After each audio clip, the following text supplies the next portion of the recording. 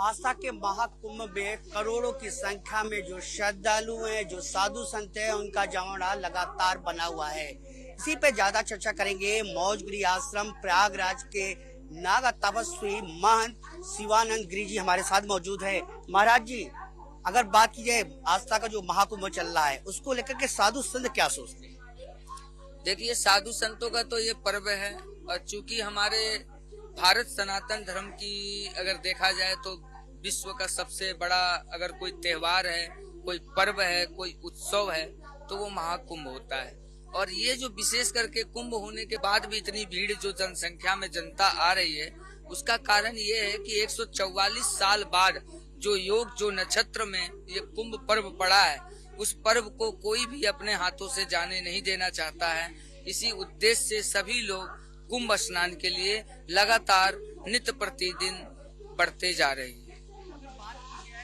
अब अमृत स्नान हो चुका है और अमृत स्नान के बाद तमाम अखाड़े जो है उखड़ने भी शुरू हो चुके हैं। तो अब साधु संत जो है, अब क्योंकि 26 फरवरी तक जो है ये महाकुंभ चलता रहेगा, अब साधु संत कैसे जो है, अब कहाँ पे तपस्या करेंगे, कैसे क्या?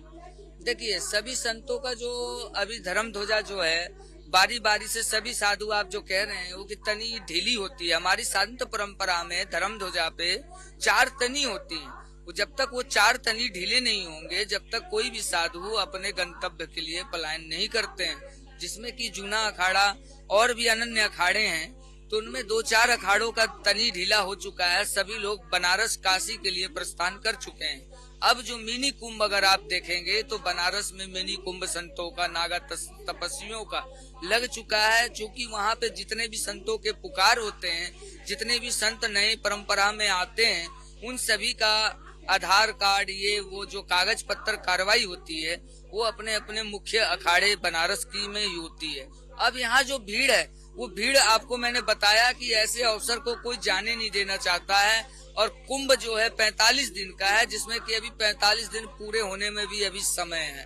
तो उस अधिकार से यहाँ पे दिन प्रतिदिन भीड़ बढ़ती जा रही है। मतलब यहाँ एक तरफ महाकुंभ चलेगा, दूसरी तरफ बात है तो वाराणसी में काशी विश्वनाथ मंदिर के पास जिस तरह से कुंभ आप बता रहे हैं कि वहाँ पे भी कुंभ साधु संतों का जो जमावड़ा होने जा रहा है।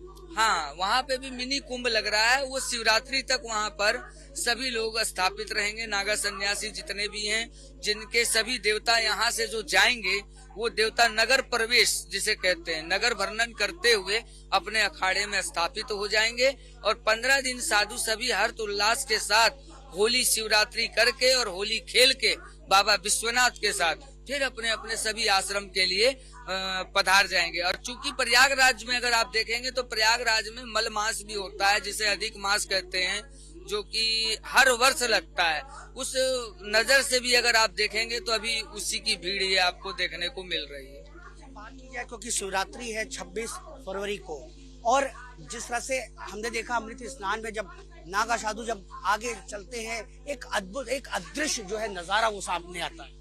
देखिए, नागा सन्यासी, वो तो आप सही कह रहे हैं, क्योंकि ये सन्यासियों का ही स्नान है, जिसमें कि नागा सन्यासी विशेष रूप से, जिसके ऊपर पूरा वर्ल्ड का ध्यान केंद्रित अगर कहीं रहता है कुंभ मेला में, तो नागा सन्यासी के ऊपर होता है। चूंकि इसमें अमृत का बूंद झलका था, उस बूंद को प्राप्त करने के लिए यक्ष, छन्नर, किन्नर, गंधर्व 36 कोट देवी देवता अगर किसी वेश में आते हैं तो वो संत वेश में आते हैं, ब्राह्मण वेश में आते हैं, और वो आते हैं आपके नजरों के आगे, स्नान लेते हैं, उसके बाद स्वयं ही अंतर ध्यान हो जाते हैं। ऐसी कई भी घटना हर कुंभ में ये घटना घटती है प्रभु।